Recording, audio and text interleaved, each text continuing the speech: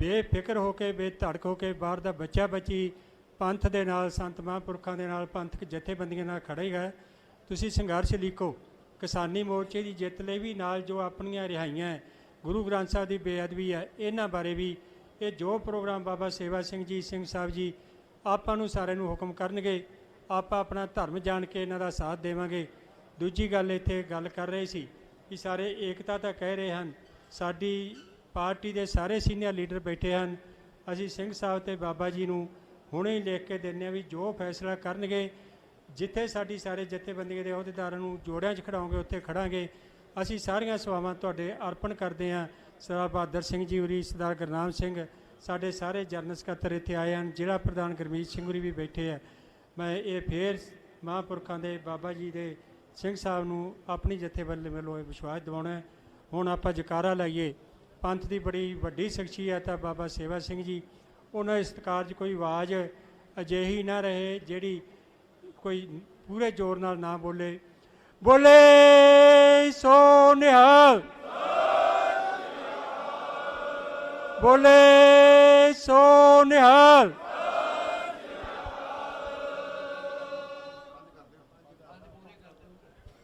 ਬੋਲੇ ਸੋ ਨਿਹਾਲ, ਬੋਲੇ ਸੋ ਨਿਹਾਲ, ਬੋਲੇ ਸੋ ਨਿਹਾਲ। ਧੰਨਵਾਦ। ਕਿਸੇ ਨੇ ਜੈ ਸ਼੍ਰੀ ਰਾਮ ਨਹੀਂ ਕਿਹਾ ਨਾ।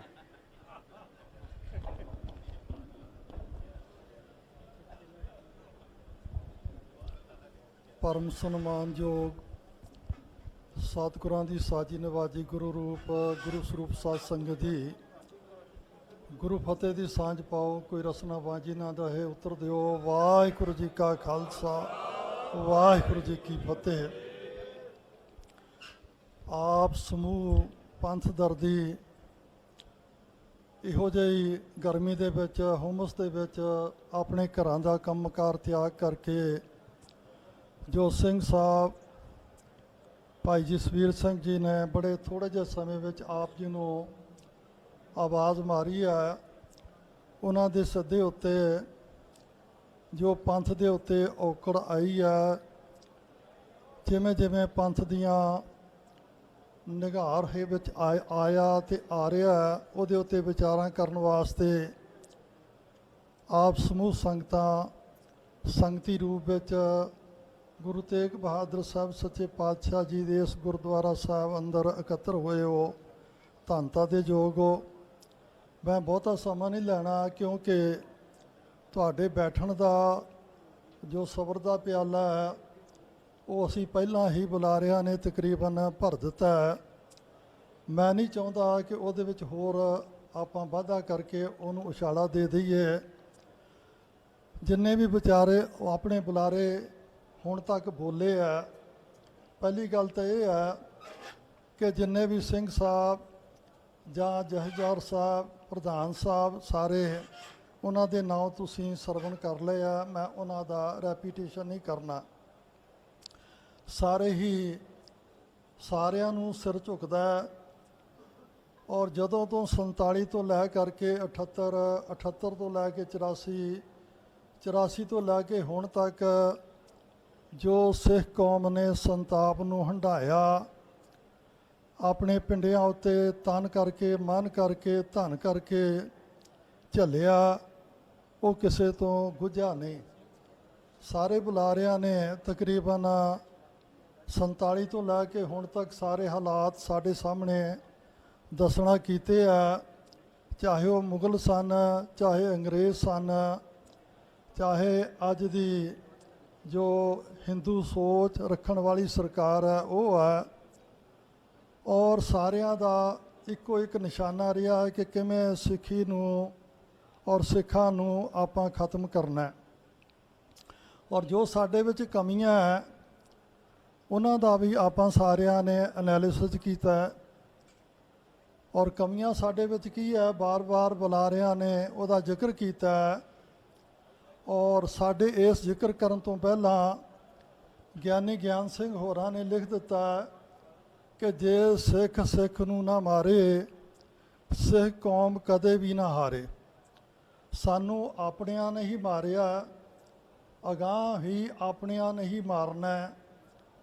ਪਰ ਆਪਾਂ ਮਾਰ ਖਾਈ ਜਾ ਰਹੇ ਹਾਂ ਔਰ ਇੱਕ ਦੂਜੇ ਨੂੰ ਦੋਸ਼ ਦਿੰਦੇ ਜਾ ਰਹੇ ਹਾਂ। ਜੇ ਆਪਾਂ ਅਜੇ ਵੀ ਨਾ ਸਮਝੇ, ਜਿਵੇਂ ਸਿੰਘ ਸਾਹਿਬ ਦੇ ਭੁਜੰਗੀ ਦੇ ਨਾਲ ਹੋਇਆ, ਇਹ ਘਰ ਵਿੱਚ ਹੋਣ ਵਾਲੀ ਵਾਰਦਾਤਾਂ ਸ਼ੁਰੂ ਹੋ ਜਾਣੀਆਂ।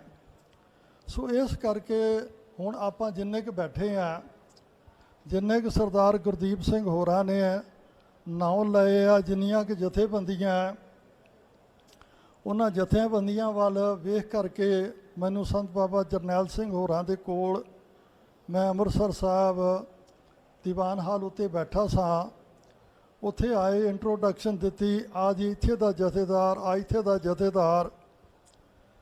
ਮਹਾਂਪੁਰਖ ਸੰਤ ਬਾਬਾ ਜਰਨੈਲ ਸਿੰਘ ਜੀ ਹੱਸ ਪਏ, ਕਹਿਣ ਲੱਗੇ ਜਥੇਦਾਰ ਤਾਂ ਹਨ ਪਰ ਇਹਨਾਂ ਦੇ ਜਥੇ ਕਿੱਥੇ ਆ? ਭਾਵ ਸਾਰੇ ਆਪਾਂ ਜਥੇਦਾਰ ਬਣੇ ਹੋਏ ਆ। ਮੈਂ ਕਿਉਂਕਿ ਸਾਰਿਆਂ ਨੇ ਜੋ ਸਾਡੇ ਵਿੱਚ ਕਮੀਆਂ, ਜੋ ਆਪਾਂ ਅਗਾਂਹ ਕੀ ਕਰਨਾ, ਉਹਦੇ ਪਰਥਾਏ ਮੁੱਢ ਤੋਂ ਲੈ ਕੇ ਜੋ ਸਾਡੇ ਨਾਲ ਬੀਤ ਰਹੀ ਹੈ ਉਹਦਾ ਐਨਾਲਿਸਿਸ ਤਾਂ ਕੀਤਾ, ਦੱਸਿਆ। ਪਰ ਹੁਣ ਆਪਾਂ ਨੂੰ ਕਰਨਾ ਕੀ ਚਾਹੀਦਾ, ਇਹਦਾ ਸਮਾਧਾਨ ਕੀ ਹੈ, ਇਹਦਾ ਹੱਲ ਕੀ ਹੈ, ਕਿਵੇਂ ਆਪਾਂ ਇਸ ਦਲਦਲ 'ਚੋਂ ਔਰ ਸਾਡੇ ਉੱਤੇ ਜੋ ਇਹ ਅਤਿਆਚਾਰ ਹੋ ਰਿਹਾ, ਸਾਡੀ ਵੱਖਰੀ ਪਛਾਣ ਨੂੰ ਜੋ ਹੱਥ ਪਾਇਆ ਜਾ ਰਿਹਾ, ਗੁਰੂ ਗ੍ਰੰਥ ਸਾਹਿਬ ਸੱਚੇ ਪਾਤਸ਼ਾਹ ਜੀ ਦੀ ਨਿਤ ਬੇਅਦਬੀ ਹੋ ਰਹੀ ਹੈ, ਇੱਕ ਦੂਜੇ ਨੂੰ ਬਚਾ ਰਿਹਾ, ਇੱਕ ਦੋਸ਼ ਕਰਦਾ ਔਰ ਦੂਸਰਾ ਦੋਸ਼ੀ ਨੂੰ ਬਚਾ ਰਿਹਾ, ਦੋਨੇ ਇੱਕੋ ਜਿਹੇ ਦੋਸ਼ ਦੇ ਭਾਗੀ ਆ, ਸਾਡੇ ਸਾਰਿਆਂ ਦੇ ਸਾਹਮਣੇ ਹੋ ਰਿਹਾ। ਕੀ ਆਪਾਂ ਇਹ ਮੋਰਚੇ ਲਾ ਲਾ ਕੇ ਇਹੋ ਕੁਝ ਹੀ ਕਰਦੇ ਰਹਿਣਾ? ਆਪਾਂ ਇਹ ਕੁਝ ਕਰਦੇ ਰਹੇ ਤੇ ਸਾਡਾ ਟਾਈਮ ਤੇ ਉਹਨਾਂ ਨੇ ਸਾਨੂੰ ਉਲਝਾਇਆ, ਆਪਾਂ ਉਸੇ ਵਿੱਚ ਹੀ ਉਲਝੇ ਰਹਾਂਗੇ।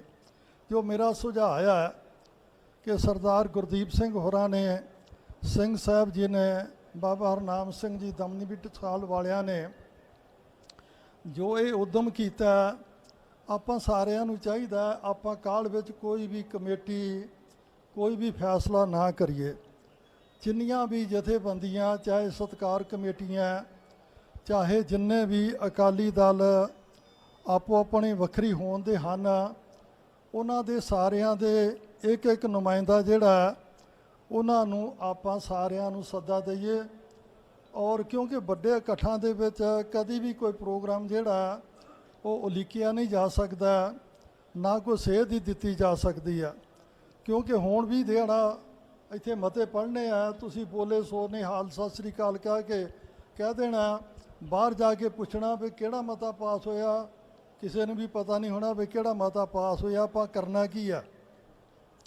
ਪਹਿਲੀ ਗੱਲ ਤਾਂ ਸਾਡੇ ਕੋਲ ਥਿੰਕ ਟੈਂਕ ਕੋਈ ਨਹੀਂਗਾ, ਭਾਵ ਜਿਹੜੇ ਸਿਆਣੇ ਬੰਦੇ ਪੜ੍ਹੇ ਲਿਖੇ ਪੰਥਦਰਦੀ ਹੋਣ, ਉਹ ਸਾਨੂੰ ਇੱਕ ਕੋਈ ਪਲਾਨ ਘੜ ਕੇ ਦੇਣ, ਤੁਸੀਂ ਭਾਈ ਇਸ ਪ੍ਰਕਾਰ ਆਪਣੀ ਕੌਮ ਨੂੰ ਚਲਾਓ। ਉਹ ਚੁੱਪ ਕਰਕੇ ਬੈਠੇ ਹੋਣ, ਉਹਨਾਂ ਦਾ ਜਿਵੇਂ ਤੁਹਾਨੂੰ ਪਤਾ, ਤੁਸੀਂ ਨਾਗਪੁਰ ਦਾ ਹਰ ਵਾਰੀ ਜ਼ਿਕਰ ਕਰਦੇ ਹੋ। ਨਾਗਪੁਰ ਕੀ ਹੈ? ਉੱਥੇ ਕੋਈ ਐਸਾ ਬਰੂਦ ਦਾ ਢੇਰ ਹੈ ਨਹੀਂ। ਉਹਨਾਂ ਦਾ ਥਿੰਕ ਟੈਂਕ ਹੈ, ਜਿੰਨੇ ਸਿਆਣੇ ਬੰਦੇ ਆ ਵੀ ਕਿਵੇਂ ਆਪਾਂ ਇਹਨਾਂ ਕੌਮਾਂ ਨੂੰ ਹੇਠਾਂ ਦਬਾ ਕੇ ਰੱਖਣਾ, ਉਹ ਪਲਾਨਾਂ ਘੜਦੇ ਰਹਿੰਦੇ ਆ, ਸਕੀਮਾਂ ਬਣਾਉਂਦੇ ਰਹਿੰਦੇ ਆ। ਜਦੋਂ ਸਾਰਿਆਂ ਦੀ ਸਹਿਮਤੀ ਹੋ ਜਾਂਦੀ ਆ, ਉਹ ਫਿਰ ਅਗਾਂਹ ਉਹਨਾਂ ਨੂੰ ਇੰਪਲੀਮੈਂਟ ਕਰਦੇ ਆ, ਅਗਾਂਹ ਸਰਕੂਲੇਟ ਕਰ ਦਿੰਦੇ ਆ। ਸੋ ਆਪਾਂ ਨੂੰ ਵੀ, ਸਾਡੇ ਵਿੱਚ ਬੜੇ ਬੜੇ ਸਿਆਣੇ ਆ, ਕੋਈ ਰਾਜਦੂਤ ਹੈ, ਕੋਈ DC ਆ, ਕੋਈ ਇਸੇ ਪ੍ਰਕਾਰ ਰਾਜਨੀਤਿਕ ਹੈ, ਕਹਿਣ ਤੋਂ ਭਾਵ ਅਨੇਕ ਪ੍ਰਕਾਰ ਕੋਈ ਫੌਜ ਦਾ ਬ੍ਰਿਗੇਡੀਅਰ ਆ, ਕੋਈ ਹੋਰ ਆ।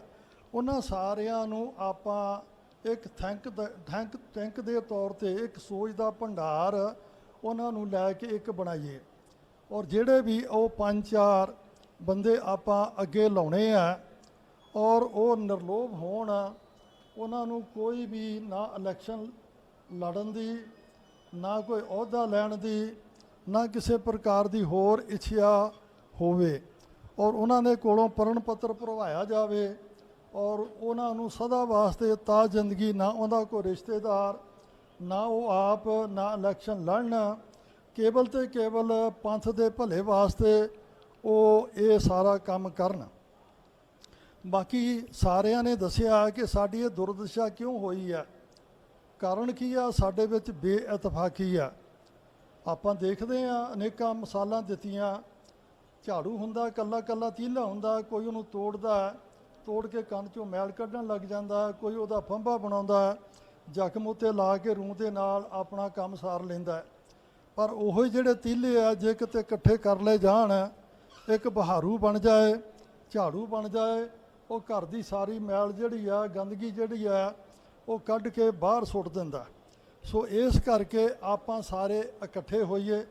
ਕਹਿੰਦੇ ਆਪਾਂ ਜ਼ਰੂਰ ਆ ਵੀ ਇਕੱਠੇ ਹੋਈਏ, ਇਕੱਠੇ ਹੋਈਏ, ਪਰ ਮਿਲਿਆ ਮਿਲਿਆ ਨਾ ਮਿਲਿਆ, ਮਿਲੇ ਮਿਲਿਆ ਜੇ ਹੋਏ, ਅੰਤਰ ਆਤਮੇ ਜੋ ਮਿਲੇ ਮਿਲਿਆ ਕਹੀਏ ਸੋਏ। ਹਾਂ, ਅੰਦਰੋਂ ਮਿਲੋ, ਇਹ ਨਹੀਂ ਵੀ ਬਾਹਰੋਂ ਆਪਾਂ ਜੱਫੀ ਪਾ ਲਈਏ ਇੱਕ ਦੂਜੇ ਨਾਲ, ਦੂਜਾ ਜਿਹੜਾ ਇੱਕ ਦੂਜੇ ਦੀਆਂ ਲੱਟਾਂ ਖਿੱਚੀਏ, ਐਸਾ ਨਾ ਹੋਵੇ। ਹਾਂ, ਪੰਥ ਦੀ ਖਾਤਰੀ ਕਰ ਲਓ। ਅਸੀਂ ਇਹ ਪੰਥ ਜੀਂਦਾ ਹੈ ਤੇ ਸਿੱਖਾਂ ਨੇ ਅਰਦਾਸ ਕੀਤੀ, ਪੰਥ ਜੇ ਰਹਾ ਤੇਰਾ ਗ੍ਰੰਥ ਵੀ ਰਹੇਗਾ ਨਾਥ, ਪੰਥ ਨਾ ਰਹਾ ਤੇਰਾ ਗ੍ਰੰਥ ਕੌਣ ਮੰਨੇਗਾ। ਗੁਰੂ ਸਾਹਿਬ ਦੇ ਅੱਗੇ ਅਰਦਾਸ ਕੀਤੀ ਸੀ, ਜੇ ਹੋਰ ਚੌਧਰਾਂ ਨਹੀਂ ਛੱਡਣੀਆਂ ਤੇ ਗੁਰੂ ਦੇ ਵਾਸਤੇ ਔਰ ਪੰਥ ਦੇ ਵਾਸਤੇ ਹੀ ਆਪਣਾ ਤੇ ਜਿਹੜੀ ਹੈ ਲੋਭ ਲਾਲਚ ਆਪਾਂ ਛੱਡ ਦਈਏ। ਔਰ ਮੈਂ ਸਰਦਾਰ ਗੁਰਦੀਪ ਸਿੰਘ ਹੋਰਾਂ ਨੂੰ ਬੇਨਤੀ ਕਰਾਂਗਾ, ਜਿੰਨੀਆਂ ਸਤਿਕਾਰ ਕਮੇਟੀਆਂ, ਦਲ ਖਾਲਸਾ ਆ, ਮਾਨ ਸਾਹਿਬ ਹੈਗੇ ਆ, ਯੂਨਾਈਟਡ, ਮੈਂ ਗਿਣ ਲਗਾ ਤਾਂ ਪਤਾ ਨਹੀਂ ਕਿੰਨੇ ਕੁ ਅਕਾਲੀ ਦਲ ਹੀ ਆ। ਹੁਣ ਸਾਰਾ ਬੂਟਾ ਸੋਹਣਾ ਨੇ ਕਿਰਤੀ ਅਕਾਲੀ ਦਲ ਬਣਾ ਲਿਆ, ਕੋਈ ਸੁਤੰਤਰ ਅਕਾਲੀ ਦਲ ਆ, ਕੋਈ ਯੂਨਾਈਟਡ ਅਕਾਲੀ ਦਲ ਆ, ਪਤਾ ਨਹੀਂ ਇੱਕ ਦਲਾਂ ਦੀ ਦਲਦਲ ਬਣ ਗਈ ਆ। ਔਰ ਉਹਦੇ ਵਿੱਚੋਂ ਨਿਕਲਣਾ ਬਹੁਤ ਔਖਾ ਹੋਇਆ। ਜੇ ਇੱਕ ਥੋੜ੍ਹਾ ਜਿਹਾ ਮੋਹਰੇ ਹੁੰਦਾ ਸਹੀ ਸੋਚ, ਤੇ ਬਾਕੀ ਜਿਹੜੇ ਪੰਜ ਜਾਣੇ ਆ ਉਹਦੀਆਂ ਲੱਤਾਂ ਖਿੱਚਦੇ, ਇਹ ਕਿਉਂ ਮੋਹਰੇ ਆ ਗਿਆ। ਹਾਂ, ਪਹਿਲਾਂ ਤਾਂ ਉਹਨੇ 10 15 20 ਜਾਣੇ ਆ, ਉਹ ਸਦਾ ਵਾਸਤੇ ਇਹ ਪਰਨ ਕਰਨ ਵੀ ਆਪਾਂ ਨਾ ਕੋਈ ਇਲੈਕਸ਼ਨ ਲੜਨੀ ਆ, ਨਾ ਕੋਈ ਅਹੁਦਾ ਲੈਣਾ। ਸਾਡੇ ਉੱਤੇ ਜੇ ਅਹੁਦਾ ਲਵਾਂਗੇ, ਅਸੀਂ ਪੰਥ ਦੇ ਦੇਣਦਾਰ ਹਾਂ, ਗੁਨਾਹਗਾਰ ਹਾਂ, ਸਾਨੂੰ ਅਕਾਲ ਤਖਤ ਦੇ ਉੱਤੇ ਤਲਬ ਕੀਤਾ ਜਾ ਸਕਦਾ। ਦੂਸਰਾ ਹੈਗਾ ਜੋ ਮੈਂ ਬੇਨਤੀ ਕਰਨੀ ਆ ਕਿ ਹਮੇਸ਼ਾ ਕੌਮ ਨੇ ਜਿਹੜਾ ਉਹ ਕਦੀ ਧੋਖਾ ਨਹੀਂ ਦਿੱਤਾ, ਕੌਮ ਨੇ ਹਮੇਸ਼ਾ ਸਾਥ ਦਿੱਤਾ। ਜਦੋਂ ਵੀ ਆਪਾਂ ਮੇਰੇ ਕੋਲ ਗਣਵਾ ਤਾਂ ਮੈਨੂੰ ਵੀ 20 ਸਾਲ 25 ਸਾਲ ਹੋ ਗਏ ਆ ਸੰਤ ਸਮਾਜ ਦੇ ਵਿੱਚ ਵਿਚਰਦੇ ਹਾਂ, ਹੋਰ ਵੀ ਸਾਰਿਆਂ ਦੇ ਨਾਲ। ਕੌਮ ਨੇ ਚਾਹੇ ਲੁਧਿਆਣਾ ਸੀ, ਚਾਹੇ ਰਣਧੀਰ ਸਿੰਘ ਨਗਰ ਸੀ, ਚਾਹੇ ਅੰਮ੍ਰਿਤਸਰ ਸੀ, ਜਦੋਂ ਵੀ ਨਗਰ ਕੀਰਤਨ ਕੱਢਣਾ ਜਾਂ ਇਕੱਠ ਹੋਇਆ, ਕੌਮ ਨੇ ਕਦੀ ਨਹੀਂ ਧੋਖਾ ਦਿੱਤਾ। ਜੇ ਧੋਖਾ ਦਿੱਤਾ ਤੇ ਸਾਡੇ ਮੁਖੀਆਂ ਨੇ ਧੋਖਾ ਦਿੱਤਾ, ਔਰ ਉਹਨਾਂ ਨੇ ਕਦੀ ਵੀ ਕੋਈ ਸਾਨੂੰ ਅਗਵਾਈ ਜਾਂ ਸਾਨੂੰ ਸੋਚ ਨਹੀਂ ਦਿੱਤੀ ਕਿ ਭਾਈ ਆਪਾਂ ਕੰਮ ਕਰੀਏ। ਬਸ ਉੱਥੇ ਹੁੰਦਾ ਕੀ ਆ, ਸਾਰੇ ਇਕੱਠੇ ਹੋਏ, ਸਿਰੋਂ ਪਾਉ ਦਿੱਤੇ ਔਰ ਆਪੋ ਆਪਣੇ ਘਰਾਂ ਨੂੰ ਚਲੇ ਗਏ। ਔਰ ਚੱਲਣ ਤੋਂ ਬਾਅਦ 10 ਦਿਨਾਂ ਬਾਅਦ ਪਤਾ ਨਹੀਂ ਹੁੰਦਾ ਕਿ ਉਹ ਇਕੱਠ ਕਾਹਦੇ ਵਾਸਤੇ ਹੋਇਆ, ਉਹਦਾ ਮਕਸਦ ਕੀ ਸੀ। ਸਾਡੀ એનર્ਜੀ ਜਿਹੜੀ ਆ ਇਸ ਤਰ੍ਹਾਂ ਹੀ ਵੇਸਟ ਹੁੰਦੀ ਜਾਂਦੀ ਆ, ਕਦੀ ਇੱਧਰ ਨੂੰ ਤੁਰ ਗਏ, ਕਦੀ ਇੱਧਰ ਨੂੰ ਤੁਰ ਗਏ। ਸੋ ਇਸ ਤਰ੍ਹਾਂ ਨਹੀਂ। ਮੈਂ ਸਰਦਾਰ ਗੁਰਦੀਪ ਸਿੰਘ ਜੀ ਔਰ ਜਹੇਦਾਰ ਭਾਈ ਜਸਵੀਰ ਸਿੰਘ ਜੀ ਰੋਡੇ, ਸਾਡੇ ਹੋਰ ਵੀ ਜਿੰਨੇ ਦਾਦੂਵਾਲ ਸਾਹਿਬ ਬੈਠੇ ਆ, ਮੜ ਸਾਹਿਬ ਬੈਠੇ ਆ, ਜਿੰਨੇ ਵੀ ਆ ਸਤਿਕਾਰਯੋਗ ਹਨ। ਫਿਰ ਮੈਂ ਮੁੜ ਕੇ ਨਾਂ ਲੈਣ ਲੱਗ ਪਿਆ, ਜੇ ਨਾਲ ਨਾ ਲਵਾਂ ਤੇ ਬਸ ਇੱਕੋ ਪੰਕਤੀ ਧੁੰਦਦੀ ਆ, ਹਿੱਕ ਦੂ ਹਿੱਕ ਝੜਨਦੀਆਂ। ਇਹ ਜਿੰਨੇ ਵੀ ਬੈਠੇ ਆ ਸਾਰੇ ਪੰਥ ਦਰਦੀ ਬੈਠੇ ਆ। ਇਹਨਾਂ ਦਾ ਜਿੰਨੇ ਵੀ ਤੁਹਾਡੇ ਖਿਆਲ ਵਿੱਚ ਪੰਥ ਦਰਦੀ ਹੈ ਨਾ, ਉਹਨਾਂ ਦਾ ਇੱਕ ਛੋਟਾ 100 ਦਾ 200 ਦਾ 150 ਦਾ ਇੱਕ ਇਕੱਠ ਬੁਲਾਓ। ਉਹਦੇ ਵਿੱਚ ਬਹਿ ਕੇ ਆਪਾਂ 2 ਘੰਟੇ 3 ਘੰਟੇ 4 ਘੰਟੇ ਵਿਚਾਰ ਕਰੋ। ਫਿਰ ਥੱਕ ਗਏ ਆ, ਰੋਟੀ ਪਾਣੀ ਖਾਈਏ, ਆਪਣੇ ਕਿਸ਼ਾਰਾ ਪਰਨਾ ਨਾਲ ਲੈ ਕੇ ਆਈਏ, ਉੱਥੇ ਅਗਲਾ ਦਿਨ ਲਾਓ। ਅਗਲਾ ਦਿਨ 'ਚ ਨਹੀਂ ਵਿਚਾਰ ਕੋਈ ਸਾਂਝੀ ਹੁੰਦੀ, ਅਗਲਾ ਦਿਨ ਲਾਓ। ਜਿਵੇਂ ਪੋਪ ਚੁਣਦੇ ਆ, ਇਸੇ ਪ੍ਰਕਾਰ ਉਹਨਾਂ 150 ਬੰਦੇ ਨੂੰ ਛੱਡੋ ਉਦੋਂ ਜਦੋਂ ਉਹ ਇੱਕ ਔਰ ਸਿੱਖੀ ਸਿਧਾਂਤ ਦੇ ਉੱਤੇ ਇੱਕ ਨਿਸ਼ਾਨ, ਇੱਕ ਵਿਧਾਨ, ਗੁਰੂ ਗ੍ਰੰਥ ਸਾਹਿਬ ਸੱਚੇ ਪਾਤਸ਼ਾਹ ਦੀ ਤਾਬਿਆ ਉੱਤੇ ਚੱਲਣ ਵਾਸਤੇ ਇੱਕ ਮੰਚ ਉੱਤੇ ਇਕੱਠੇ ਨਹੀਂ ਹੋ ਜਾਂਦੇ, ਉਹਨਾਂ ਚਿਰ ਉਹਨਾਂ ਨੂੰ ਉੱਥੋਂ ਜਾਣ ਨਹੀਂ ਦੇਣਾ ਚਾਹੀਦਾ। ਔਰ ਇਸ ਪ੍ਰਕਾਰ ਜਦੋਂ ਆਪਾਂ ਕਰਾਂਗੇ ਜ਼ਰੂਰ ਆਪਾਂ ਨੂੰ ਸਫਲਤਾ ਮਿਲੇਗੀ। ਆਪਾਂ ਇਕੱਠ ਕਰ ਲੈਂਦੇ ਹਾਂ, ਪਰ ਵੱਡੇ ਇਕੱਠਾਂ ਵਿੱਚ ਮੇਰਾ ਖਿਆਲ ਹੈ ਕਿ ਬਹੁਤੀ ਆਪਾਂ ਨੂੰ ਕੋਈ ਅਗਵਾਈ ਨਾ ਮਿਲਦੀ ਹੈ। ਹਾਂ, ਕਿਉਂਕਿ ਮਤੇ ਪਹਿਲਾਂ ਲਿਖੇ ਹੁੰਦੇ ਆ, ਔਰ ਮਤੇ ਪਹਿਲਾਂ ਲਿਖੇ ਹੁੰਦੇ ਆ, ਉਹ ਬੋਲਣੇ ਆ, ਆਪਾਂ ਸਾਰਿਆਂ ਨੇ ਬਾਹਾਂ ਖੜੀਆਂ ਕਰਕੇ ਬੋਲੇ ਸੋ ਨਿਹਾਲ ਕਹਿ ਦੇਣਾ। ਸੋ ਇਸ ਕਰਕੇ ਹਾਂ ਮਤੇ ਲਿਖੇ ਹੀ ਬਾਅਦ ਜਾਣ, ਜਦੋਂ ਸਾਡੀ ਇੱਕ ਸੁਰਤਾ, ਇੱਕ ਸਮਝ ਔਰ ਸਾਡੀ ਇੱਕ ਸਾਂਝੀ ਜਿਹੜੀ ਹੈ ਔਰ ਸੋਚ ਬਣ ਜਾਏ, ਫਿਰ ਆਪਾਂ ਉਸ ਉੱਤੇ ਤਕੜੇ ਹੋ ਕੇ ਪਹਿਰਾ ਦਈਏ। ਫਿਰ ਜਿਵੇਂ ਬਾਬਾ ਕਰਤਾਰ ਸਿੰਘ ਜੀ ਕਹਿੰਦੇ ਹੁੰਦੇ ਸਨ ਕਿ ਮੇਰਾ ਸਿਰ ਜਾਵੇ ਤਾਂ ਜਾਵੇ, ਮੇਰਾ ਸਿੱਖੀ ਸਿਦਕ ਨਾ ਜਾਵੇ। ਜੇ ਕਿਤੇ ਤੁਸੀਂ 100 ਬੰਦਾ ਵੀ ਇਹੋ ਜਿਹਾ ਇਕੱਠਾ ਕਰ ਲਓ, ਮੇਰਾ ਖਿਆਲ ਨਹੀਂ ਕਿ ਕੋਈ ਐਸੀ ਹਸਤੀ ਜਾਂ ਤਾਕਤ ਜੋ ਪੰਥ ਦੀ ਚੜ੍ਹਦੀ ਕਲਾ ਨੂੰ ਰੋਕ ਸਕਦੀ ਹੋਵੇ, ਕਦਾਚਿਤ ਨਹੀਂ ਹੋ ਸਕਦਾ। ਪੰਥ ਵਿੱਚ ਬਹੁਤ ਵੱਡੇ ਵੱਡੇ ਸਿਆਣੇ ਬੈਠੇ ਆ ਔਰ ਗੁਪਤ ਬੈਠੇ ਆ, ਔਰ ਜਿਹੜੇ ਚਾਹੁੰਦੇ ਆ ਕਿ ਜੇ ਮੈਂ ਅੱਗੇ ਆਇਆ ਤੇ ਸਾਡਿਆਂ ਨੇ ਹੀ ਮੇਰੀ ਪੱਗ ਲਾ ਕੇ ਪੈਰਾਂ ਹੇਠ ਰੋਲ ਦੇਣੀ ਆ। ਸੋ ਆਪਾਂ ਸਾਰਿਆਂ ਨੂੰ ਸਤਿਕਾਰ ਦਈਏ, ਕਿਸੇ ਵੀ ਵਰਗ ਵਿੱਚ ਹੈ, ਚਾਹੇ ਉਹ ਪ੍ਰੋਫੈਸਰ ਹੈ, ਚਾਹੇ ਕੋਈ ਡਾਕਟਰ ਹੈ, ਚਾਹੇ ਕੋਈ PhD ਹੈ, ਕੋਈ ਬ੍ਰਿਗੇਡੀਅਰ ਹੈ, ਕੋਈ ਇਸੇ ਪ੍ਰਕਾਰ ਪੋਲੀਟੀਸ਼ੀਅਨ ਹੈ ਚੰਗਾ, ਜਿਹਨੂੰ ਪੰਥ ਦਾ ਦਰਦ ਹੈ। ਉਹਨਾਂ ਦੀ ਇੱਕ ਸੰਖੇਪ ਮੀਟਿੰਗ ਭਾਵ 100-150 ਉਹਨਾਂ ਬੁਲਾਰਿਆਂ ਦੀ ਮੀਟਿੰਗ ਸੱਦੀ ਜਾਵੇ ਅਤੇ ਬੈਠ ਕੇ ਜਿਵੇਂ ਅਸੈਂਬਲੀਆਂ ਲੱਗਦੀਆਂ ਉਸ ਅਨੁਸਾਰ ਆਪਾਂ ਸਾਰਿਆਂ ਦੇ ਵਿਚਾਰ ਜਾਣੀਏ। ਜਿਹੜੇ ਵਿਚਾਰ ਚੰਗੇ ਲੱਗਣ ਉਹਨਾਂ ਨੂੰ ਆਪਾਂ ਲਿਖਤੀ ਰੂਪ ਵਿੱਚ ਲਿਖੀ ਜਾਈਏ, ਫਿਰ ਉਹਨਾਂ ਦਾ ਮੰਥਨ ਕਰੀਏ। ਮੰਥਨ ਕਰਨ ਤੋਂ ਬਾਅਦ ਮਹੀਨਾ ਲੱਗ ਜਾਏ, 2 ਮਹੀਨੇ ਲੱਗ ਜਾਏ, ਹਾਂ ਉਹਦੇ ਉੱਤੇ ਫਿਰ ਆਪਾਂ ਨੂੰ ਪਹਿਰਾ ਦੇਣਾ ਚਾਹੀਦਾ। ਨਾਲ ਹੀ ਜੋ ਆਪਾਂ ਕਹਿ ਰਹੇ ਹਾਂ, ਇੱਕ ਪਾਸੇ ਬਾਦਲ ਆ, ਦੂਜੇ ਪਾਸੇ ਕੈਪਟਨ ਆ, ਔਰ ਆਪਣੇ ਜਿੱਦਾਂ ਕਾਟੋ ਕਹਿੰਦੀਆਂ ਤੂੰ ਉਤਰ ਮੈਂ ਚੜ੍ਹਾਂ, ਇੱਕ ਜਣਾ ਚੜ੍ਹ ਜਾਂਦਾ, ਦੂਜਾ ਜਣਾ ਉਤਰ ਜਾਂਦਾ, 5-5 ਸਾਲ ਰਲ ਕੇ ਲੁੱਟੀ ਜਾਂਦੇ ਆ। ਅਤੇ ਤੁਸੀਂ ਆਪ ਵੋਟਾਂ ਪਾਉਂਦੇ ਆ ਅਤੇ ਵੋਟਾਂ ਪਾ ਕੇ ਉਹਨਾਂ ਨੂੰ ਜੋ ਬਣਾਉਂਦੇ ਆ, ਤੁਸੀਂ ਆਪ ਕਿਉਂ ਨਹੀਂ ਆਪਣੀ ਧਿਰ ਖੜੀ ਕਰਦੇ? ਜੇ ਤੁਸੀਂ ਆਪ ਆਪਣੀ ਧਿਰ ਖੜੀ ਕਰ ਲਓ, ਮੇਰਾ ਖਿਆਲ ਸਾਰੇ ਪੰਥਦਰ ਦੀ ਜੋ ਇਹੋ ਜਿਹਾ ਸਮਾਂ ਹੁਣ ਬਣਿਆ, ਜੋ ਗੁਰੂ ਗ੍ਰੰਥ ਸਾਹਿਬ ਜੀ ਦਾ ਦਰਦ, ਜੋ ਬੇਅਦਬੀ ਇਹਨਾਂ ਲੋਕਾਂ ਨੇ ਕੀਤੀ ਹੈ, ਜੋ ਸੌਦੇ ਸਾਧ ਨੂੰ ਮਾਫੀ ਦਿੱਤੀ ਹੈ, ਜੋ ਅਸੂਲਾਂ ਨੂੰ ਛਿੱਕੇ ਟੰਗਿਆ, ਕਿਵੇਂ ਕਿਵੇਂ ਸ਼੍ਰੋਮਣੀ ਕਮੇਟੀ ਦਾ ਪੈਸਾ ਬਰਬਾਦ ਕੀਤਾ, ਕਰੋੜ ਦੇ ਉੱਤੋਂ ਜਿਹੜਾ ਹੈਗਾ ਇਸ਼ਤਿਹਾਰ ਦੇ ਦਿਆ ਕਰਕੇ, ਅਤੇ ਫਿਰ ਉਹ ਜਿਹੜਾ ਸਾਰਾ ਕੁਛ ਹੀ ਜਿਹੜਾ ਹੈ ਉਹ ਸਾਫ ਸਫਾਈ ਕਰਨ ਨੂੰ। ਠੀਕ ਹੈ, ਮੈਂ ਵੀ ਮੇਰੇ ਕੋਲ ਵੀ ਆਏ ਸਨ, ਪਰ ਜਵਾਬ ਦਿੱਤਾ ਤਾਂ ਨਹੀਂ ਭਾਈ ਮੇਰੀ ਜ਼ਮੀਰ ਨਹੀਂ ਮੰਨਦੀ। ਹਾਂ, ਇੱਕ ਨਹੀਂ, 2 ਨਹੀਂ, ਸਾਰੇ ਠੀਕ ਹੈ। ਅਸੂਲ ਹੁੰਦਾ ਕੋਈ ਬੰਦੇ ਦਾ। ਉਸ ਵੇਲੇ ਮੈਂ ਇਹ ਵੀ ਕਹਿਣ ਤੋਂ ਗੁਰੇਜ਼ ਨਹੀਂ ਕਰਾਂਗਾ, ਉਸ ਵੇਲੇ ਬਾਬਾ ਹਰਨਾਮ ਸਿੰਘ ਜੀ ਉਹਨਾਂ ਨੇ ਵੀ ਮੇਰਾ ਸਾਥ ਨਹੀਂ ਦਿੱਤਾ, ਉਹਨਾਂ ਨੇ ਵੀ ਸਾਥ ਨਹੀਂ ਦਿੱਤਾ। ਸੋ ਜੇ ਟਕਸਾਲ ਨਾ ਸਾਥ ਦੇਵੇਗੀ ਤਾਂ ਕੌਣ ਸਾਥ ਦੇਵੇਗਾ? ਟਕਸਾਲ ਜਿਹੜੀ ਆ ਇਹ ਇੱਕ ਪੰਥ ਦੀ ਧਿਰ ਵਾ, ਔਰ ਉਸ ਵੇਲੇ ਮੈਂ ਇੱਕ ਇਕੱਲਾ ਰਹਿ ਗਿਆ ਸੀ, ਜਿਹਦੇ ਕੋਲ ਸੁਖਬੀਰ ਸਿੰਘ ਬਾਦਲ 4 ਘੰਟੇ ਆਣ ਕੇ ਬੈਠਾ ਰਿਹਾ, ਔਰ 3 ਦਿਨ ਸਾਡੀ ਸਾਰੇ ਉਸ ਹੁਸ਼ਿਆਰਪੁਰ ਦੀ ਜਿੰਨੀ ਵੀ ਸੀ ਮਿਨਿਸਟਰ ਅਤੇ ਹੋਰ ਸਾਰੇ ਆ ਕੇ ਪ੍ਰੈਸ਼ਰਾਈਜ਼ ਕਰਦੇ ਸਨ, ਕਹਿੰਦੇ ਸਨ ਕਿ ਤੁਸੀਂ ਇੱਕ ਸੰਤ ਕੋਲੋਂ ਨਹੀਂ ਲਿਖਾ ਸਕਦੇ 2 ਅੱਖਰ। ਕਿਹਾ ਉਹਨਾਂ ਨੂੰ, ਮੈਂ ਕਿਹਾ ਤੁਹਾਡੀ ਜ਼ਮੀਰ ਹੈਗੀ ਆ ਤਾਂ ਲਿਖੋ ਤੁਸੀਂ, ਜੇ ਤੁਹਾਡੀ ਜ਼ਮੀਰ ਮੰਨਦੀ ਆ, ਮੇਰੀ ਜ਼ਮੀਰ ਨਹੀਂ ਮੰਨਦੀ। ਠੀਕ ਆ, 2 ਤੁਸੀਂ ਕਰਨਾ ਕਰ ਲਓ। ਹਾਂ, ਬੰਦੇ ਦਾ ਅਸੂਲ ਹੋਣਾ ਚਾਹੀਦਾ, ਅਸੂਲ ਦੀ ਕਦਰ ਹੁੰਦੀ ਹਮੇਸ਼ਾ। ਸੋ ਹੁਣ ਵੀ ਮੈਂ ਕਹਿੰਦਾ ਦੇਰ ਆਏ ਦੁਰਸਤ ਆਏ। ਠੀਕ ਆ, ਸਿੰਘ ਸਾਹਿਬ ਵੀ ਗੁੱਸਾ ਕਰਨਗੇ, ਮੈਂ ਇਹਨਾਂ ਦੇ ਨਾਲ ਦੇ ਰਿਹਾ, ਅਸੀਂ ਟਿਕਟਾਂ ਲੈ ਕੇ ਦੇਣ ਵਾਲਿਆਂ ਵਿੱਚ ਵੀ ਹਾਂ, ਪਰ ਜਦੋਂ ਦੇਖਿਆ ਹਾਂ ਟਾਂਡੇ ਦੀ ਸੀਟ ਮੇਰੇ ਹਿੱਸੇ ਸੀ, ਮੈਂ ਲੈ ਕੇ ਦਿੱਤੀ ਆ, ਸਿੰਘ ਸਾਹਿਬ ਮੇਰੇ ਨਾਲ ਸਨ, ਪਰ ਜਦੋਂ ਅਸੂਲ ਦੀ ਗੱਲ ਆਈ ਆ, ਅਸੂਲ ਨੂੰ ਛੱਡਣ ਤੋਂ ਇਨਕਾਰ ਕਰ ਦਿੱਤਾ। ਭਾਈ ਦਿਲ ਠੀਕ ਹੈ, ਸੰਸਾਰ ਦੀਆਂ ਦੁਨਿਆਵੀ ਵਸਤੂਆਂ ਛੱਡੀਆਂ ਜਾ ਸਕਦੀਆਂ, ਪਰ ਗੁਰੂ ਦਾ ਸਿਧਾਂਤ, ਗੁਰੂ ਦਾ ਅਸੂਲ ਨਹੀਂ ਛੱਡਿਆ ਜਾ ਸਕਦਾ। ਔਰ ਛੱਡਣ ਤੋਂ ਪਹਿਲਾਂ ਇਹਨਾਂ ਨੂੰ ਕਨਵਿੰਸ ਕਰਾਇਆ ਫੋਨ ਦੇ ਉੱਤੇ। ਚਾਵਲਾ ਸਾਹਿਬ ਸੀ, ਆਪਣੇ ਡਾਕਟਰ ਚੀਮਾ ਸੀ, ਦੱਸਿਆ ਉਹਨਾਂ ਨੂੰ ਸਾਰਾ ਕੁਝ। ਔਰ ਜਿੱਥੋਂ ਮੇਰਾ ਵਿਖਾੜ ਪਿਆ, ਜਵੱਦੀ ਜਦੋਂ ਸੀ, ਸਾਰੇ ਇੱਕ ਹੱਕ ਵਿੱਚ ਸਨ, ਇੱਕ ਮੈਂ ਹੀ ਉੱਥੇ ਇਕੱਲਾ ਰਹਿ ਗਿਆ ਸਾਂ ਜਿਹੜਾ ਇਹਨਾਂ ਦੇ ਵਿਰੋਧ ਬੋਲਿਆ ਸਾਂ। ਮੈਂ ਕਿਹਾ ਬਾਬਾ ਜੀ ਬਿਲਕੁਲ ਨਹੀਂ, ਮੈਂ ਇਹਦੇ 'ਤੇ ਨਾ ਦਸਤਖਤ ਕਰਨੇ ਆ, ਨਾ ਮੈਂ ਕਰਨਾ। ਜਿੱਥੇ ਅਸੂਲ ਦੀ ਕੁਰਬਾਨੀ ਦੇਣੀ ਆ, ਮੈਂ ਉਸ ਵੇਲੇ ਉਹ ਨਾਲੋਂ ਤੁਹਾਡੇ ਨਾਲ ਮੈਂ ਉਸ ਵੇਲੇ ਅਸਤੀਫਾ ਲਿਖ ਕੇ ਦੇ ਦਿੱਤਾ, ਸੀਨੀਅਰ ਵਾਈਸ ਪ੍ਰਧਾਨ ਮੈਨੂੰ ਬਣਾਇਆ ਸੀ। ਸੋ ਕਹਿਣ ਤੋਂ ਭਾਵ ਅਸੂਲ ਵਾਲੇ ਬੰਦੇ ਭਾਵੇਂ 5 ਖੜੇ ਕਰੋ, 10 ਕਰੋ, ਅੱਗੇ ਆਉਣ। ਹਾਂ ਠੀਕ ਆ, ਪੁਰਜਾ ਕੱਟ ਮਰੇ ਕਬੂ ਨਾ ਛਾੜੇ ਖੇਤ ਵਾਲੀ ਗੱਲ ਹੋਵੇ।